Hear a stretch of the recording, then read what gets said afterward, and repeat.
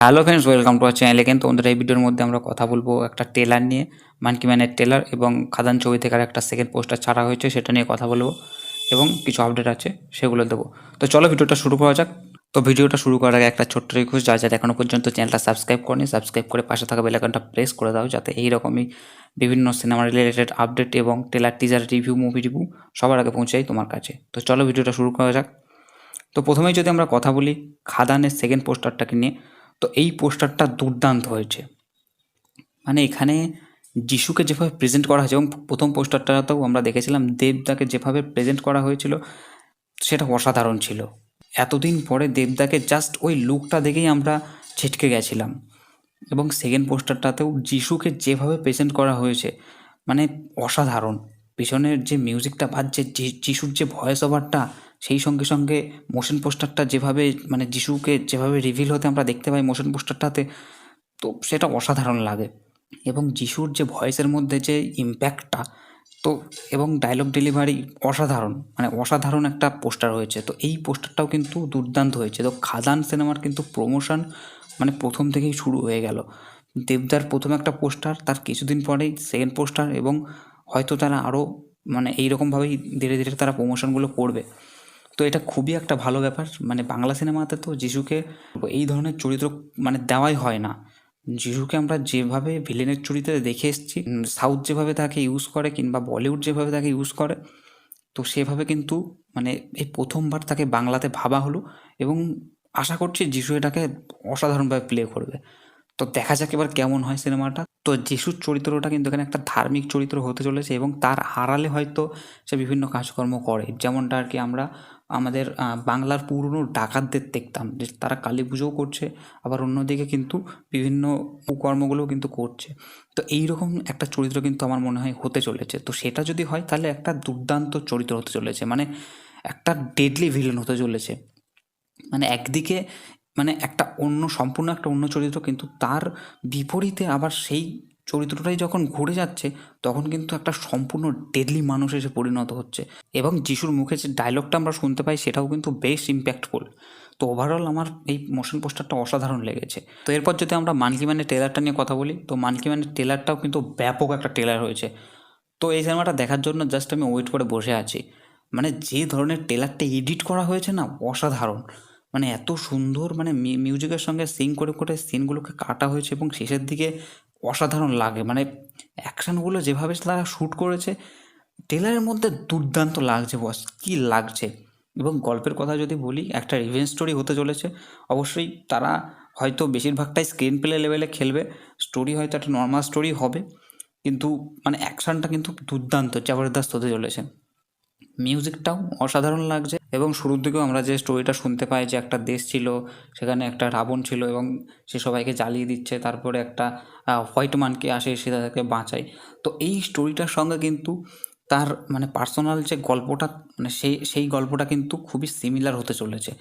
এবং সেটা তো আমরা বুঝতেই পারছি ট্রেলারের মধ্যে, কিন্তু এই যে ক্যারেক্টারটা, তার যে একটা পাস্ট আছে, এবং সে হয়তো সে পাস্টটা ভুলে গিয়ে থাকবে, কিন্তু একটা সময়ের পর কিন্তু মানে যেটা আমরা ট্রেলারের মধ্যে দেখতে পাই, যে একটা বট গাছের নিচে সে দাঁড়িয়ে আছে, এবং তাকে কেউ একটা তার পাস্টটা মনে করানোর চেষ্টা করছে। এটার পর হয়তো সে তার যে পাস্টটা সেটা মনে পড়বে, এবং ধীরে ধীরে হয়তো সে তার রিভেঞ্জটা নিতে থাকবে। তো এটা কিন্তু একটা মানে ফিকশনাল ওয়ার্ল্ডের মধ্যে গল্পটা বেস হতে চলেছে।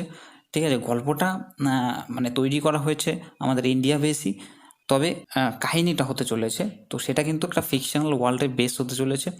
এবং এই সিনেমার যে স্টাইলাইজেশন, সেই স্টাইলাইজেশনটা কিন্তু মানে দেখে কখনোই মনে হয় না যে এটা আমাদের কোনো ইন্ডিয়ান সিনেমার ধাঁচে বানানো। তো এই ট্রেলারটা দেখে আমাদের এটাই মনে হয় যে সিনেমাটা কিন্তু সম্পূর্ণই একটা হলিউডিশ টাইপের স্টাইলে বানানো। মানে ট্রেলারটা দেখে বা মানে প্রত্যেকটা শট, প্রত্যেকটা ফ্রেম দেখে আমাদের এটাই মনে হয়।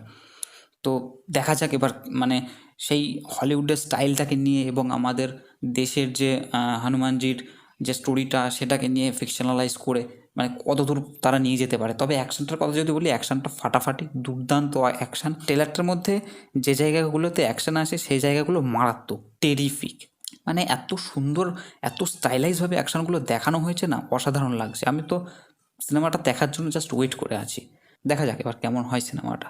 তো এরপর আপডেটগুলো নিয়ে কথা বলবো। তো প্রথমে যে আপডেটটা নিয়ে কথা বলবো সেটা হচ্ছে পুষ্পা 2। তো পুষ্পা 2 কিন্তু বন্ধুরা ফাইনালি 15ই আগস্টে আসতে চলেছে। ইয়েস, অনেক গুজব শোনা যাচ্ছিল যে পোস্টপোন্ড হতে চলেছে, কিন্তু ফাইনালি কিন্তু মেকার্সরা এটাই জানাচ্ছে যে পোস্টপোন্ড হবে না, ফাইনালি 15ই আগস্টই আসতে চলেছে। তো দেখা যাক। অবশ্যই পুষ্পা 2 অত বড় সিনেমা, সেটা মানে প্রত্যেকেই জানে, সেটা দেখার জন্য সবাই অপেক্ষা করে আছে। দেখা যাক এবার সিনেমাটা ফাইনালি কেমন হয়, আশা করি অসাধারণ হবে। তো দেখা যাক এবার কেমন হয় সিনেমাটা। তো এরপর আমরা কথা বলবো সেকেন্ড আপডেট নিয়ে। তো কাঙ্গুয়া থেকে আরেকটা পোস্টার চলে এসেছে। ইয়েস, ববি দেওয়ালের পোস্টার, সেটা অবশ্যই এতক্ষণে হয়তো তোমরা দেখে নিয়েছো। তো এই পোস্টারটা কিন্তু দুর্দান্ত হয়েছে, ফাটাফাটি, কি ডেডলি লাগছে মাইরি। এবং সূর্যার যখন ফার্স্ট পোস্টারটা এসেছিলো সেটাও দুর্দান্ত অসাধারণ ছিল, এবং তারপর যে গ্লিমসটা আমরা দেখতে পাই সেটাও ফাটাফাটি। তো এই সিনেমাটা মানে কিছু একটা রেকর্ড করবেই, এটা বোঝাই যাচ্ছে। এবং তারপর ববি দেওয়ালের এই লুকটা কি লাগছে, কি ডেডলি লাগছে বস, মারাত্মক হয়েছে।